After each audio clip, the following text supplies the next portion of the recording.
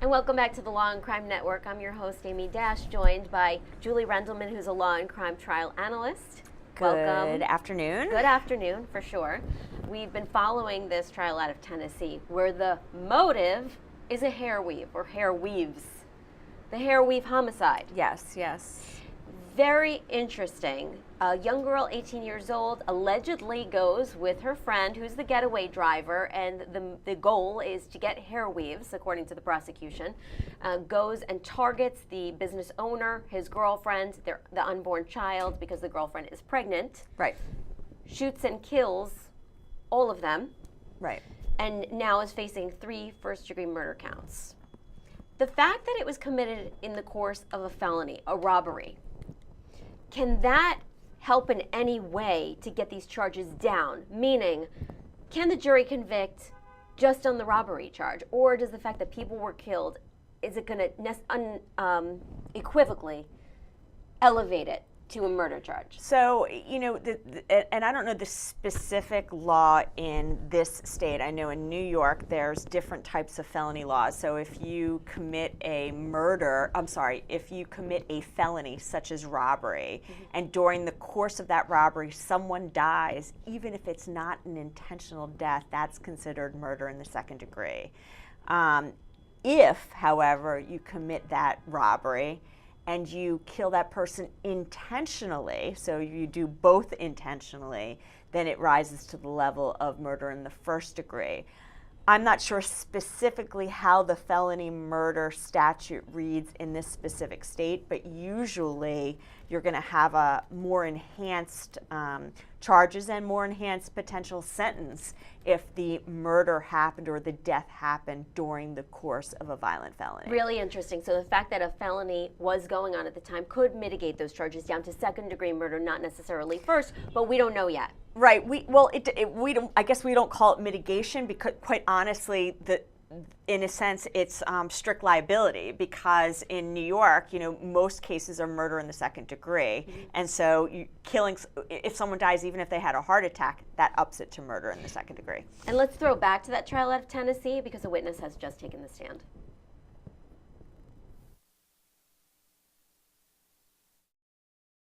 I was. And what precinct did you work in? Alvin Farm 3. All right.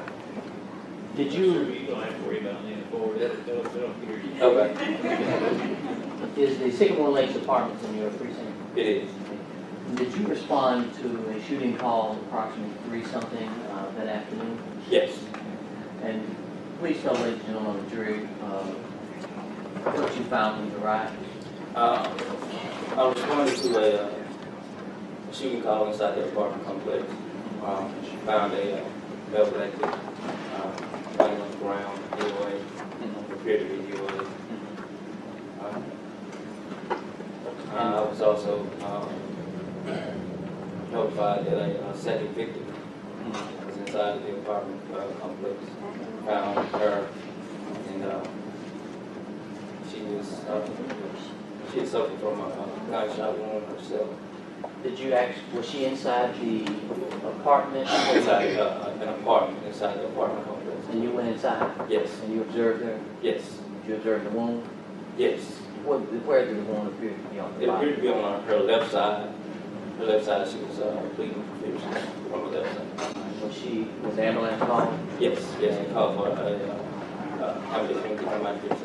Were you there when she was transported? Yes. Now, this location where the female was a different location than where you saw the male. Right, correct. Was it sort of around the corner? It was actually across the apartment complex. Did you see the? Few buildings across. Did you see the car out there? I was advised that she was in a green vehicle, and we did see the vehicle that she pulled around the corner. Fantastic.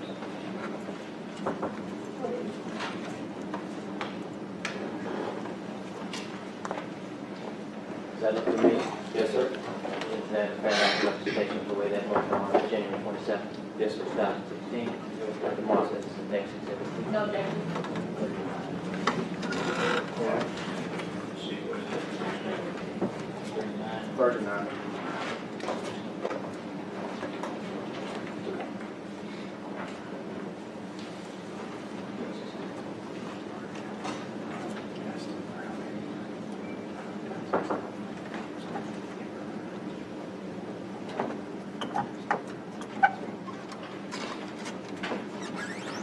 Those were the questions I had.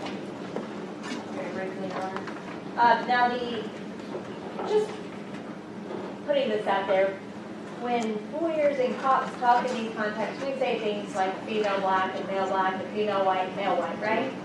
And that's kind of in relation to the fact that that's kind of cop talk, right?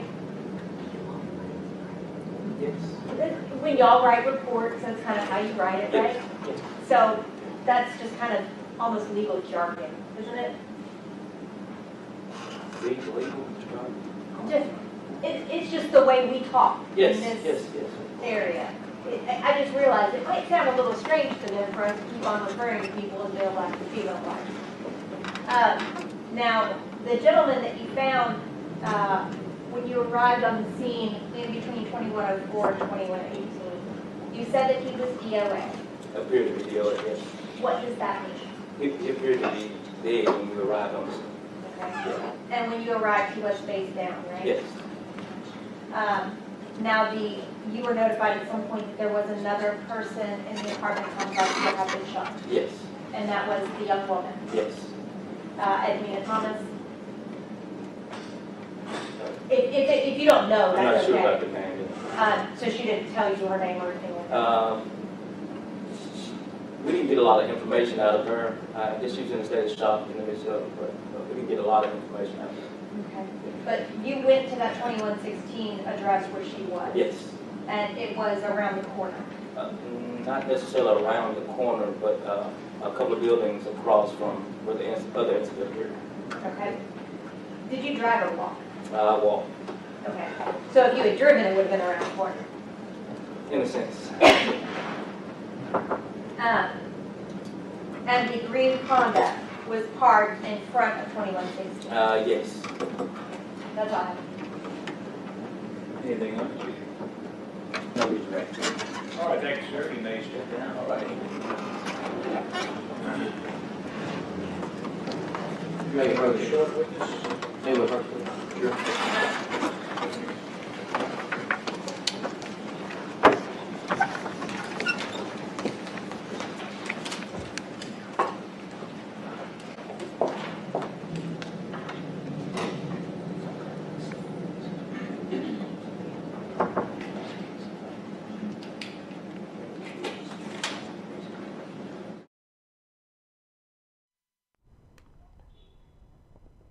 You are watching the trial of Shelby Isaacs. She was 18 at the time of the alleged crime. She is now charged with 3 counts of murder in connection with a robbery potentially gone wrong. I'm here with Julie Rendelman, if you want to chime in here. Is that a question here over whether she went in with the intent to kill? I mean, the allegation is that she had a gun. So can it be presumed, or do you think there's still room for doubt? Sure. I mean, there is. I mean, look, the case hasn't played out. I think the most relevant person, if they testify, is going to be the getaway driver, because one would think that she may be able to articulate kind of A, what the motive was, and B, what the plan was in terms of what was going to happen. I mean, is this a situation where she went to rob them and then they fought back or not? We don't know. And I believe we're going to come back here live, you and me, doing the analysis. You know, something very interesting about this trial. It's being dubbed the hair weave homicide. We see her, the defendant there. Looks like that's her natural hair. Sure. There is an allegation here that she was motivated to get her hands on these hair weaves, but a lot of people who were connected to the defendant said, why didn't she just say, give me the hair weaves, and he probably would have handed it over. Why the need to take it to that next level and shoot somebody? Do you think, I mean, I could almost envision it playing out. Somebody walks in with a gun. This is a holdup. Hand over the hair weaves and no one gets hurt. Right. That could have happened. I mean, but instead, do you think she just got nervous? I mean, you've got someone who's young going into a situation which is obviously a tense situation. Do you think sometimes people just get trigger happy in the moment because they're stressed out by what's going on? I don't know, and I don't think it's too early to tell with regards to this case. I mean, she is an 18-year-old. But would that be a defense? Well, it would be a defense if she's able to articulate that she didn't intend to kill them. But again, I mean, when you commit a felony murder, you're responsible kind of the results that happen, because one expects when a robbery occurs, or can expect, that violence is going to happen and potentially someone's going to get hurt or die. I mean, this is kind of the risk you take when you violently commit a crime against another person. And that's one of the underlying purposes of the felony murder rule, that it's no excuse to go in and say, well, I never went in intending to kill anybody. As long as it happens in the course of committing the felony, you should have known, like you said, that you're going in there to commit a violent act, to commit a crime, and people could get killed. That's a foreseeable result. Right. I mean, people get convicted of felony murder where the person dies of a heart attack. And so, you've upped the ante when you've decided to bring a loaded gun to this robbery. And so, and there is an interesting distinction, interesting that you brought that up, between somebody who gets killed not at the hands of the person committing the crime,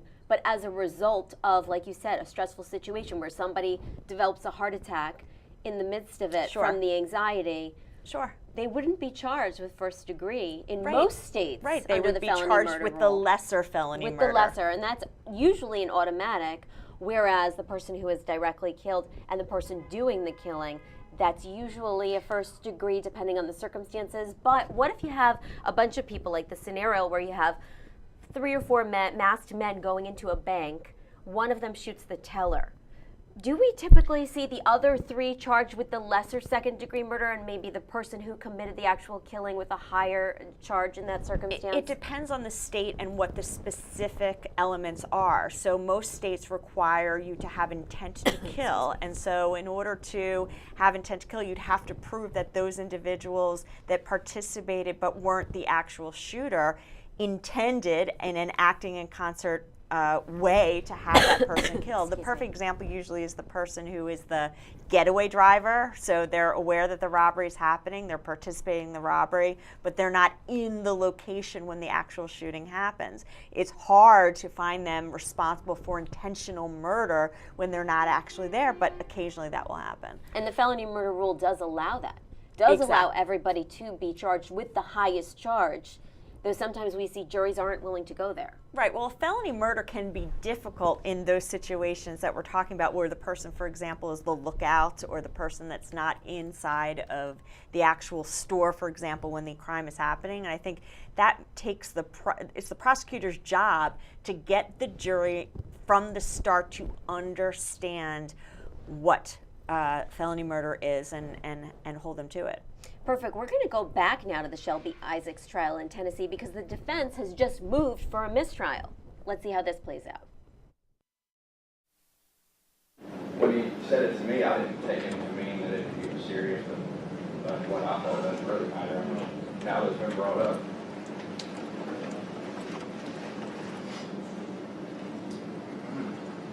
Y'all had interviewed him before trial? I'm sorry? Y'all interviewed him before trial? Yes. Did he say that then? Didn't say it then either.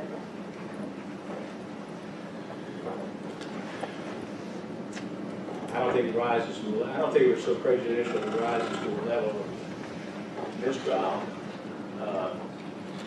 Like I say, the demeanor of this witness, he was smiling the whole time. He took it as a joke. And so anyway, I'm not going to carry mistrial. You got it in the record. Thank you, Your Honor. Okay. All right, let's recess for lunch until 1:20. This court is in recess until 1:20 p.m. You may enter the courtroom.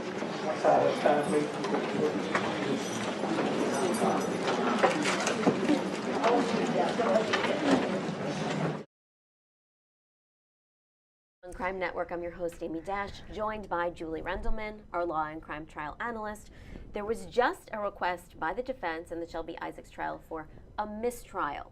That was denied by the judge, and now they are on break for lunch, so we're going to come back and talk about what just unfolded.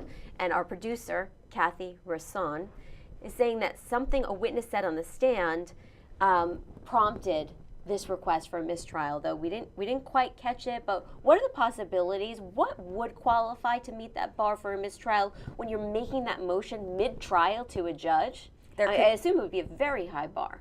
There can be so many factors that allow that at least one would request a mistrial. Remember, a lot of times the defense attorney will ask for a mistrial knowing they're not going to get a mistrial, but at least kind of, again, as we talk about preserving the record. I didn't hear what the witness said. The witness could have said something that prejudiced the defendant in some way, brought out hearsay that was not permitted, or there might have been rulings in the beginning of the trial by the judge in terms of the limitations on various witnesses' abilities to testify. And so I'm not sure specifically what it was. When we're talking about Shelby Isaacs, who's charged, what repercussions could the getaway driver face? Well, this girl who was allegedly helping her. The getaway driver could potentially face those felony murder charges we're talking about. One would guess that if she's cooperating, that she is facing some, I assume that they have entered into some type of cooperation agreement with her, such that if she testifies and she testifies truthfully, that she will get a break in regards to her participation in this case. What would you say would be the most effective defense for Shelby Isaacs in this case? Do you know, I don't know at this point, other than, if the only witness is the cooperator, then I think the defense has a defense, a viable defense, because it's her word against this other woman's word. There is, however, I've heard DNA from this case, and so I think that in order to even really make a determination as to how strong the defense is going to be, it depends on kind of where this DNA is and how relevant it is to the determination that this is the actual killer. And also, did she have the motive, or did the getaway driver have the motive in terms of kind of, wanting either these people dead or wanting the property that she coveted? And so how will motive factor in when you're talking about the getaway driver? Well, how can you establish that the getaway driver, who played a more minor role, did possess a motive of some sort? Well, one would argue that the argument would be that the only motive she had potentially was the merchandise itself, or that she was going to get some type of cut from the defendant if she helped her in some way.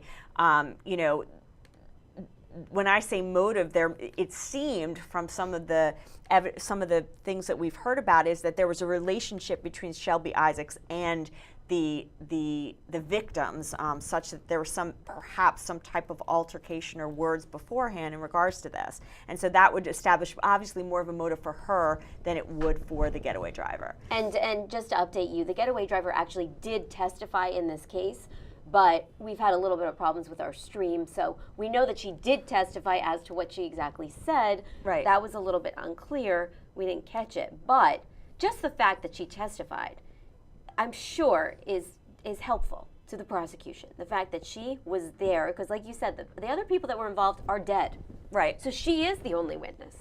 Well, I mean, look, unfortunately, sometimes when you're a prosecutor and you have no eyewitnesses and the only potential witness is one of the participants, then you have to be able to sell that to the jury. And when I say sell that, meaning that's the key word, sell it, right? Telling the jury, listen, the only way we can get to number one is if we give you number two. Mm-hmm. Can you kind of be open-minded to the idea that you're going to hear from someone who participated in this horrible crime, is going to admit to it, but also kind of give you the ins of what went down that you never would have known about had this person not testified. And so, yeah, I think that person, if not for her, I don't know that we'd have a case right now. But so obviously she's crucial. It's going to be a matter of whether, and unfortunately I haven't been able to hear any of her testimony, but it's crucial that the jury buys what she's saying. But by the same token, to convict somebody on a triple homicide, including an unborn child, and base that conviction primarily on a cooperating witness's testimony who's getting a deal, it complicates things a little bit for the jury. Well, the law is usually clear that there has to be some corroboration of a cooperator's testimony in order for a jury to find someone guilty. So usually you can't just simply find someone guilty based on the testimony of a cooperator with nothing else. However, if there are other pieces of evidence, even if it's slight evidence, including DNA, which actually may not be slight, that in and of itself may be enough to put them over the threshold. I want to go back in a moment segment to discussing the Adam Matos trial. This is a man who is charged with a quadruple homicide. So now